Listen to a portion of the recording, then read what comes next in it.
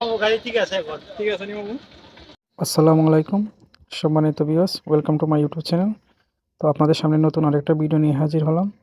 আশা করি যে সবাই ভালো আছেন। তো আজকে আপনাদের সামনে নতুন একটা ভিডিও নিয়ে হাজির হয়েছে। ভিডিওটা হচ্ছে পালসার গাড়ি কী করে সিম মিলাতে হয়।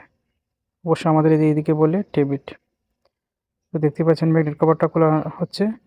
আসলে টেবিটটা মিলানো কেন জরুরি? টেবিট যদি জাম থাকে তাহলে গাড়িটা চলন্ত অবস্থায় বারবার বন্ধ হয়ে যায় এবং রানিংয়ে স্টার্ট অফ হয়ে যায়। তার জন্য টেবিট মিলানিটা খুবই একটা জরুরি।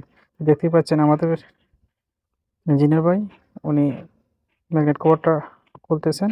পাইনি গাড়িতে, শুধু ছোটো টেবিলটা একটু জাম ছিল, তো সেটা সমাধান করে দেওয়া হয়েছে। তো গাড়ির টেবিলটা চেক করার পরে এখন এই টেবিলের কভারটা লাগানো হচ্ছে। আমাদের কাজ শেষ। তো আপনারা এই ভিডিওর মাধ্যমে দেখতে পাবেন, কাস্টমারের মুখে শুনতে পারবেন ওনার গাড়ি ঠিক হয়েছে কিনা।